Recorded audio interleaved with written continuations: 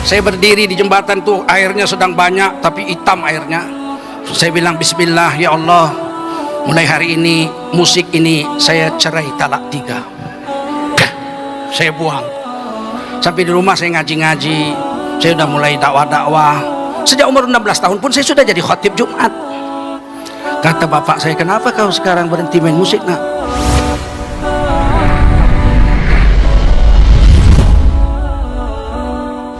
Saya umur 4 tahun, saya tidak mau bangga, saya mau cerita saja pengalaman saya. Saya ini orang yang hijrah juga. Umur 4 tahun saya diantar ibu saya ke surau untuk belajar ngaji, baca Quran. Kawan-kawan yang lain besar-besar. Mau pulang ambil sendal, didorong, saya cecampak masuk paret. Orang umur 4 tahun, untung paret zaman itu airnya jernih. Kalau sekarang ikan aja pingsan apalagi orang. Guru saya itu langsung loncat ke dalam paret itu, diangkat, saya digendong dibawa pulang saya ke rumah. Karena bapak saya bos di situ. Begitu sampai, ini pak, nama bapak jatuh ke paret. Kata guru saya, bapak saya mau marah sama guru itu nggak jadi marah karena guru juga basah juga. Begitu sampai guru itu pulang, dia bilang apa? Khot fardoma, berhenti ngaji. Sudah tahu banyak orang-orang tidak beres, berhenti ngaji.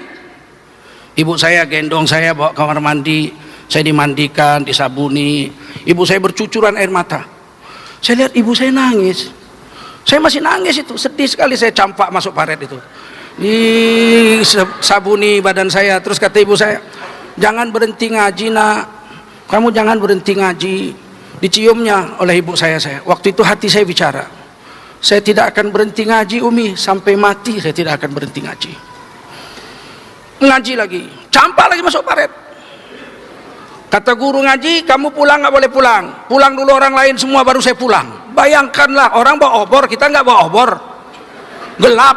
Kata guru saya, supaya kau jangan takut, kau azan. Nggak ngerti azan saya bilang Allahu Akbar, Allahu Akbar. Saya sepanjang jalan Allahu Akbar, Allahu Akbar. Tapi beruntung, kira-kira 2 bulan datang juara MTQ tingkat Sumatera Utara, adikan bapak saya, anak imam besar Masjid Sultan Serdang. Jadi bapak saya, kawan-kawan kecilnya lah, dia bilang, Nasir, kamu harus ajari anak saya supaya anak saya nggak masuk paret lagi. Akhirnya saya sendiri ngaji kepada guru saya ini, dan beruntung akhirnya saya bagus baca Quran. Umur 8 tahun saya sudah jadi imam di desa saya, dan sudah juara MTQ tingkat kecamatan dan seterusnya sampai ke provinsi. Membahagiakan sekali hidup waktu itu. Akhirnya saya jadi pembaca Quran. Setiap ada Maulid Nabi Isra Mi'raj di kota Medan, saya pembaca Qurannya. Ustadznya waktu itu masih Mahyarudin Salim, ya, Tengku Latif Rusdi, yang terkenal waktu itu di Medan begitu. Haji Sayyidin Nur guru saya. Tapi bapak saya suka main musik. Umur kelas 2 SD saya sudah diberikan organ. Saya sayang dengan ibu, saya masak nasi masih pakai bambu, ditiup apinya. Sambil menunggu nasi masak, saya main organ tuh. Kemudian kelas 3 atau kelas 4 ya, bapak saya belikan saya gitar. Dan saya diajarkan dasar-dasar klasik gitar. Satu hari harus main 3 jam sampai 4 jam. Malam dia pulang kerja, saya pulang ngaji, dikontrol, main. Kalau nggak ada kemajuan, jitak kepala saya. Main musik aja goblok katanya. Jadi saya main musik itu setiap hari 3 sampai 4 jam. Dan tidur saya itu di sebelah saya ada gitar. Bangun tidur harus main gitar dulu setengah jam baru sholat subuh. Karena tangannya masih kaku. Kalau sudah bisa habis subuh main gitar tidak kaku, itu berarti kalau siang hari seperti ini itu lincah sekali jarinya.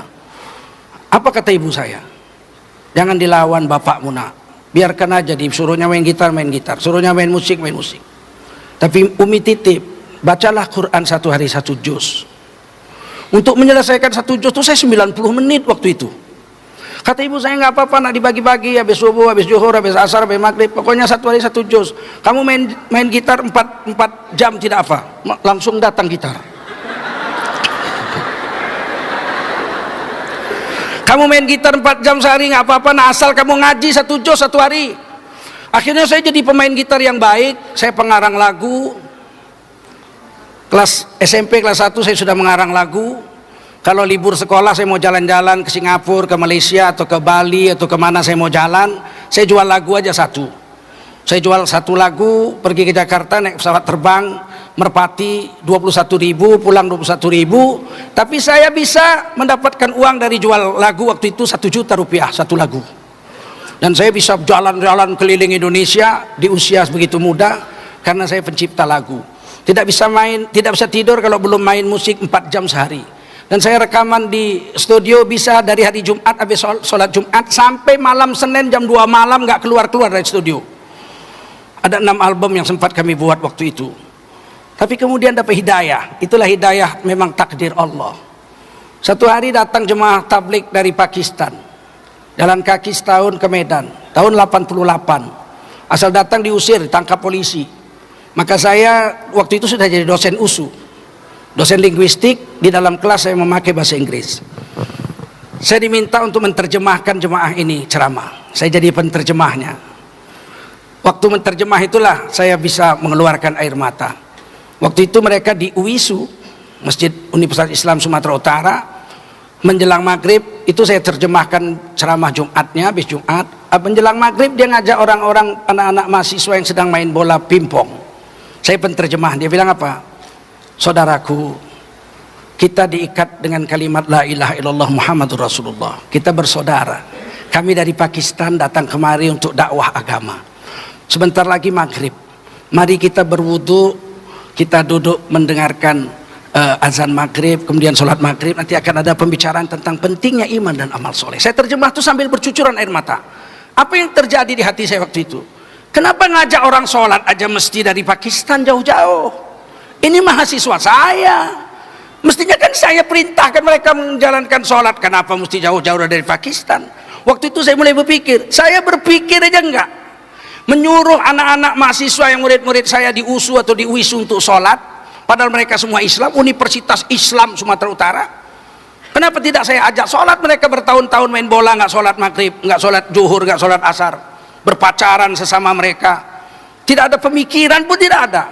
Saat itu saya pulang, saya menangis di rumah, saya bilang saya mesti ikut dakwah ini. Maka saya gunakanlah diri saya untuk dakwah dengan harta, bayar sendiri, makan bayar sendiri. Dan disitulah saya mengambil keputusan untuk fokus ke agama. Walaupun dari kecil saya belajar agama, belajar fikih, semua guru-guru tua guru saya di Sumatera Utara ini. Tapi saya harus berhentikan sebab kalau mendengar musik saya gemetar. Seluruh musik itu, mulai dari suara pianonya, biolanya, flutnya, obonya, trompetnya, trombonnya atau karnonya, saya hafal semua sebab saya 7 tahun di RRI dan di TVRI itu penyanyi orkestra, dan saya bisa main musik sehingga saya tahu tang teng tongnya pun saya dengar, saya hafal partitur partisinya situ saya ngerti. Setiap orang nyanyi saya main piano gitu, saya tulis akordnya, selesai dia nyanyi, ulang nyanyi, saya sudah bisa main mengiringnya dengan pas, solfegionya begitu tinggi. Bagaimana saya harus mengejar agama saya kalau saya tetap main musik? Maka saat itu bismillah, gitar kesayangan saya itu saya bawa ke sungai Kera, Parit Busuk katanya di Medan. Saya berdiri di jembatan tuh, airnya sedang banyak tapi hitam airnya. Saya bilang bismillah, ya Allah, mulai hari ini musik ini saya cerai talak 3. Saya buang. Sampai di rumah saya ngaji-ngaji, saya sudah mulai dakwah-dakwah. Sejak umur 16 tahun pun saya sudah jadi khotib Jumat. Kata bapak saya, kenapa kau sekarang berhenti main musik nak? Saya harus memilih papi, saya panggil papi, harus memilih papi. Ini nampaknya saya harus fokus dulu ke agama. Apa yang terjadi 88, 89, 90, 91, 92 saya kawin. 93, 94 barulah saya setiap mendengar lagu tidak ada lagi rasa apa-apa di dalam dada saya. Jadi menghilangkannya saja saya 6 tahun itu. Meskipun saya sudah berhenti main gitar sejak 88, ternyata setan nggak hilang. Waktu saya mau ditangkap di Korea, ada pengaduan bahwa saya itu ISIS. Saya main gitar di Korea, kebetulan ada gitar di tempat saya ceramah. Ternyata belum hilang juga itu permainan gitar itu. Meskipun tidak sehebat waktu saya masih latihan 4 jam sehari, tapi percayalah, dia tetap ada juga, dia mengendap di dalam hati. Yang membuat saya semakin yakin saya harus berhenti main musik. Pada tahun 92 saya ditabrak mobil. Saya pingsan, dibawa ke rumah sakit 4 jam. Dokter yang menangani saya orang Kristen. Di kantong saya ada Quran kecil, selalu saya bawa. Sebelum ada HP, Quran saya selalu saya kantongi. Setelah ada HP, pakai HP saja. Maka waktu itu saya pingsan. Saya sadar dari habis Isya itu ditabrak mobil jam 12 malam. Waktu jam 12 malam saya sadar, suster bilang, "Pak dokter, sudah sadar pasiennya. Ini kepala dijahit." Kata dokter, Pak Ustadz, rumahnya yang bisa ditelepon nomor berapa? Saya bilang 815 915. Telepon ibu saya, jangan istri saya. Ibu saya perawat, biasa ibu saya merawat orang. Bilang sama ibu saya tabrakan, tapi jangan sama istri saya. Telepon ibu saya bicara. Baru kata dokter, anak ibu ditabrak mobil, pingsan, sekarang sudah sadar. Ibu saya mengejar ke rumah sakit. Begitu sampai rumah sakit, apa yang saya dengar? Dokter bilang, "Bu, anak ibu hafal Quran?" "Tidak," kata ibu saya. "Cuman dia dari kecil memang biasa baca Quran, tapi tidak hafiz 30 juz. Paling beberapa juz saja." Baru saya bilang, "Mana Quran saya?"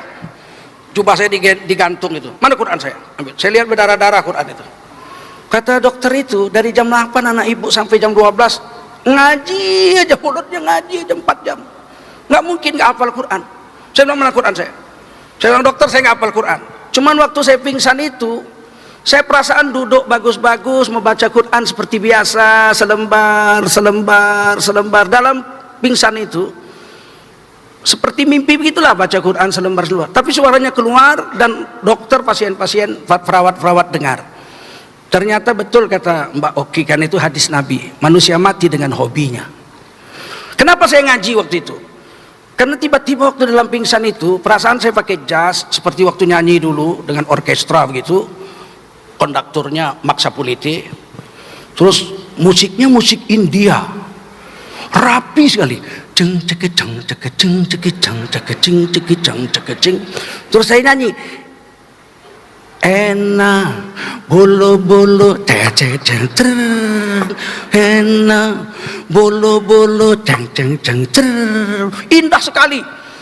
Hati saya bicara dalam pingsan itu. Kenapa harus nyanyi? Kenapa harus nyanyi? Kenapa harus nyanyi? Baca Quran, baca Quran, baca Quran. Terus dalam pingsan itu ya perasaan saya keluarkan Quran seperti biasa dari kantong. Kemudian saya ngaji. Ternyata dokter lihat 4 jam tanpa melihat Quran. Sejak itu saya yakin manusia mati dengan hobinya. Kalau hobi kita sholat, kita mati sedang sholat. Kawan saya Pak Tamim mati sedang sujud. Kalau hobinya dakwah, mati sedang dakwah. Kawan saya juga ada mati sedang dakwah, Pak Abdullah. Ada pula kawan saya mati sedang main musik. Ada orang yang mati sedang berzina. Anggota DPR di Jakarta mati sedang berzina. 3 hari lagi mau naik haji, dia masuk hotel, dia berzina, mau puas-puasan karena mau naik haji 40 hari, dia mati di atas perut perempuan. Manusia mati dengan hobinya. Oleh karena itu, yang sudah hijrah, carilah yang diridhoi Allah. Satu hari bibi istri saya datang ke rumah, nginap di rumah seminggu. Tiba-tiba bibi itu pulang, anak saya dua-dua nangis di dalam kamar, nggak mau nganter keluar. Kemudian saya masuk, "Ada apa kamu ini dua-dua? Kenapa kamu pada nangis?" "Benci kali kami sama nenek itu," katanya. Dibilang nenek itu Buya penyanyi. "Enggak kan Buya? Enggak kan Buya? Enggak kan," katanya. Saya bilang, "Memang betul nak, Buya dulu penyanyi nak. Sekarang kan enggak lagi Buya." "Enggak, kami enggak pernah kok dengar Buya nyanyi di rumah ini." "Iyalah nak, memang dulunya pula. Dulu." Baru anak-anak saya peluk saya, "Jangan jadi penyanyi ya Buya." Makanya sekarang lagi tren di medsos, Tengku Zulkarnain mantan penyanyi mendadak jadi ustadz. Saya bilang dia salah. Saya belajar Quran, belajar ngaji dari kecil. Belajar fikih, semua guru tua di sini guru saya. Syekh Mahmud Syahabuddin, saya belajar kitab Mahalli. Syekh Dahlan Musa dari Matan Takrib sampai Kifatul Akhyar. Syekh Jalaluddin Abdul Muthalib Mufti Kerajaan Delhi, guru saya ngaji kitab Tafsir Ibnu Katsir. Terus guru-guru yang lain, Arifin Isya, Syekh Arifin Isya saya ngaji Minhajul Abidin, kitab Imam Ghazali. Jadi saya betul-betul mengaji, belajar bahasa Arab dari Syekh Martubung. ya. Itu guru saya Azhari Al-Martubung di depan Coca-Cola Jalan Belawan. Juga saya belajar fikih I'anatul Talibin dari Syekh Hasan Maksum, guru di Masjid Agung, dan seterusnya. Jadi nggak ada mendadak. Percayalah tuan-tuan, agama tidak bisa install. Kalau jadi tentara palsu bisa. Modal badan tegap, rambut cepak, pakai baju loreng, dia udah bisa cari duit ke sana ke sini. Walaupun tertangkap juga, tentara palsu mungkin setahun 2 tahun baru tertangkap. Polisi palsu bisa, model badan kekar, rambut cepak, beli baju dinas polisi, modal semprit, sudah bisa nyetop orang, sudah bisa mentilang orang, pakai surat tilang palsu. Walaupun mungkin 5 bulan, 6 bulan kemudian dia tertangkap polisi palsu. Tapi kalau ustadz palsu udah bisa. Belum amma ba'du udah ketahuan. Belum amma ba'du, baru alhamdulillah, la kalau kata illa billah, udah ketahuan. Udah ketahuan. Oleh karena itu saya ingin beritahu, saya salah-salah main gitar enggak sedih saya. Tadi salah-salah melodi udah enggak betul. Enggak sedih, saya tinggalkan lama kok. Itu cuman saya mau buktikan bahwa setan belum hilang. Kalau saya latihan 2 jam aja enggak ada salah lagi saya main itu.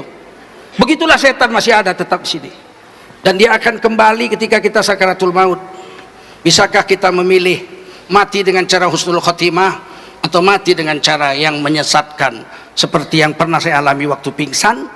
Masuk lagu orkestra Ena Bulu Bulu, tapi ternyata waktu pingsan itu ruh saya memilih baca Quran. Saya tidak tahu besok ketika saya betul-betul sakaratul maut, apakah ruh saya akan memilih mati dalam keadaan membaca Quran atau mati dalam keadaan menyanyi. Tolong doakan saya, dan mari kita bersama-sama berdoa semoga kiranya kita istiqamah dalam hijrah ini dan kita mati dalam ridha Allah Subhanahu wa taala.